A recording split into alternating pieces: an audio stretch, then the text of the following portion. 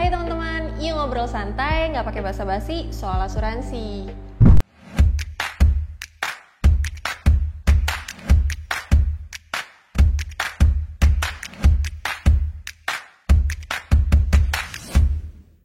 dalam segitiga finansial yang ideal, porsi asuransi itu memang ditempatkan terlebih dulu dibandingkan dengan investasi. Ya emang karena dia sepenting itu.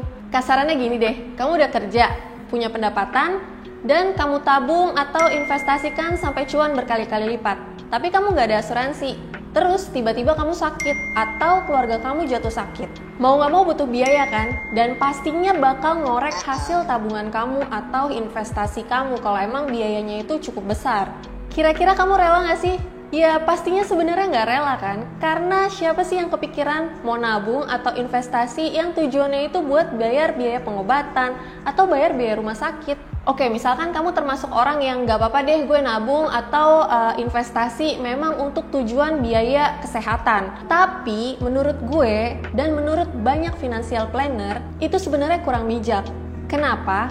Karena yang namanya biaya kesehatan itu nggak bisa diprediksi, nggak bisa ditebak. Beda sama biaya pendidikan, biaya properti, atau biaya hidup kita di masa depan. Yang kebanyakan tuh tujuan investasi kita atau tujuan tabungan kita tuh emang ke arah sana kan. Itu semua tuh bisa dihitung, tapi untuk biaya kesehatan enggak.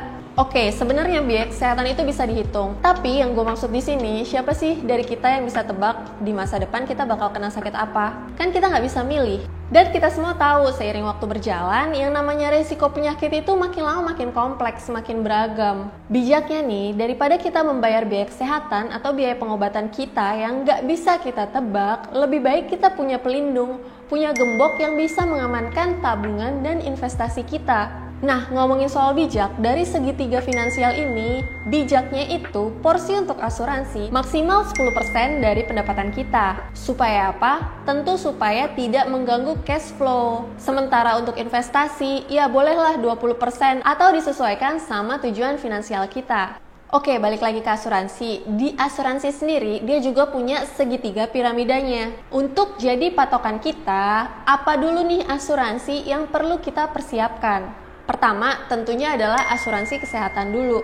Baru kemudian di atasnya adalah asuransi sakit kritis. Dan yang paling atasnya lagi baru namanya asuransi jiwa. Kenapa segitiganya dibuat kayak gitu? Karena umumnya manusia itu chance untuk sakit jauh lebih tinggi. Makanya kita perlu asuransi kesehatan yang mampu untuk mengcover biaya pengobatan kita, biaya perawatan kita sewaktu-waktu saat kita sakit. Entah itu sakit ringan atau sakit berat. Sementara untuk asuransi sakit kritis, tujuannya itu adalah untuk melindungi income kita.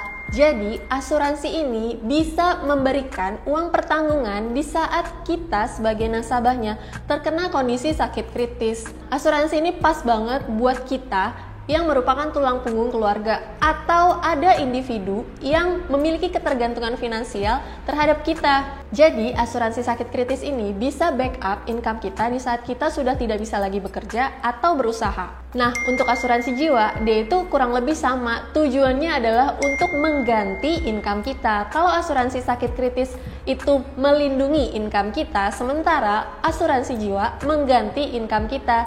Jadi, uang pertanggungan yang ada di asuransi jiwa bisa kita wariskan untuk menjaga lifestyle keluarga yang kita tinggalkan. Nah, segitu dulu ngobrol santai nggak pakai basa-basi soal asuransi. Buat kamu yang punya pertanyaan atau pengen share cerita kamu, bisa tulis di kolom komentar di sini. Dan kalau misalkan video ini bermanfaat, jangan lupa like, share, juga subscribe.